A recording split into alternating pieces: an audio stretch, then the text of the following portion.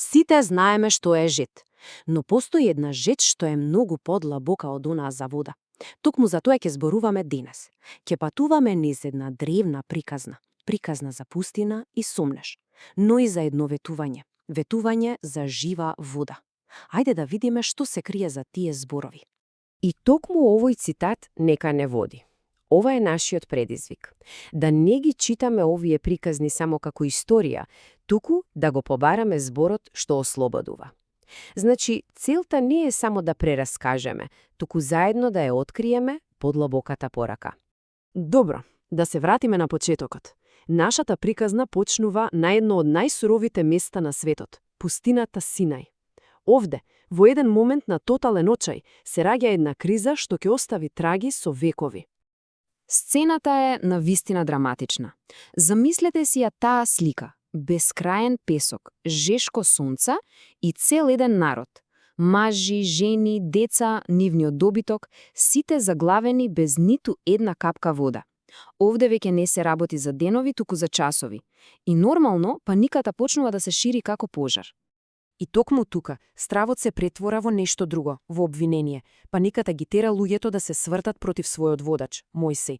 Но ако се слуша внимателно, ова не е само напад врз него. Ова е всушност едно длабоко обвинение насочено кон самиот Бог. Тие веќе не се сомневаат само во планот, тука во самата намера на оној што ги води.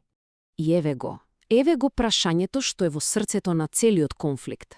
Дали е Господ меѓу нас или не е? Ова не е само прашање за тоа дали Бог е физички присутен.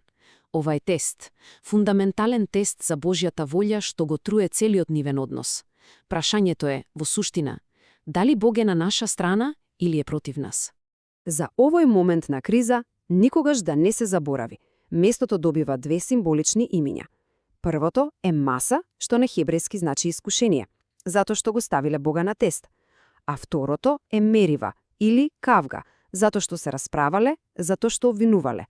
Така, ова место веќе не е само географска точка, туку станува вечни символ за човечката борба со сомнежот и недовербата. Сега да видиме како ова искуство од пустината не останува само таму. Тоа станува една голема лекција за верата. Лекција што се пренесува низ генерации. Значи, приказната не завршува тука, воопшто.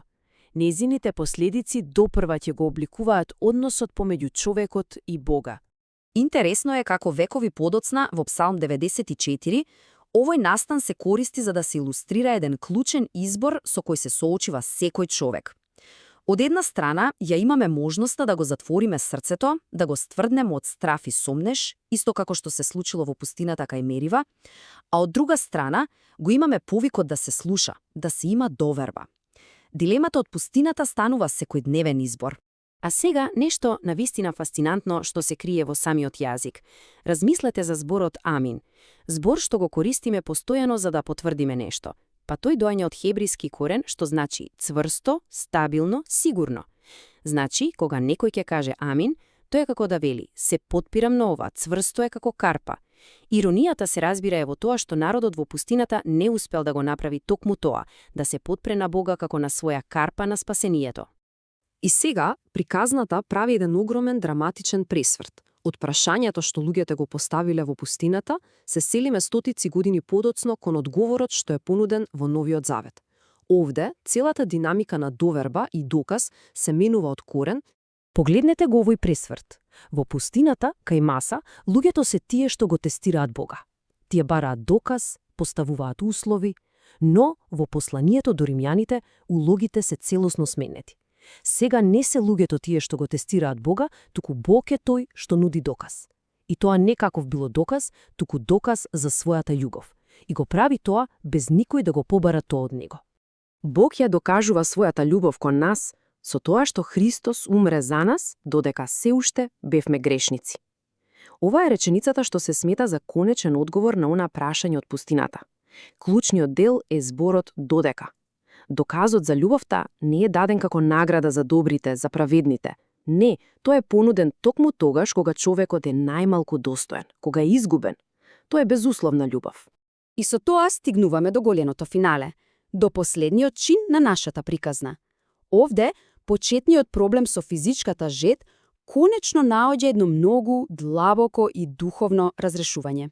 Повторно сме во сцена со жет. Да, ама овој пат се е поинаку. Комплетно поинаку. Наместо панична толпа, сега имаме една интимна, лична средба покрај еден бунар.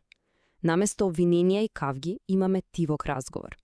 Разговор помеѓу еден уморен патник, Исус, и една самарјанка која дошла по вода среде пладне, најверојатно за да ги избегне осудувачките погледи на другите. И токму во тој разговор се открива целата поента, разликата помеѓу два вида вода. Од една страна ја имаме водата од Карпата во пустината. Таа била надворешно чудо, решение за привремен проблем.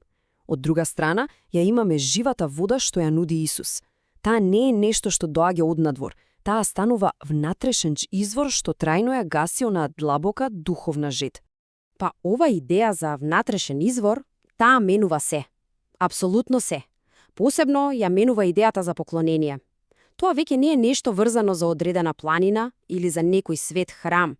Вистинското место за богослужба станува срцето на самиот верник. Врската со божественото станува длабоко лична, внатрешна и достапна за секого, секогаш и секаде. И така, приказната се заокружува. Се враќаме на почетокот, на она безвременско прашање од псалмот. Ова е древна приказна за жетта и довербата, како што гледаме, не е само некаков историски настан. Таа е представена како избор. Избор што се појавува секој ден пред секој од нас. Прашањето на крајот не е што се случило тогаш во пустината, туку што се случува денес во нашите срца.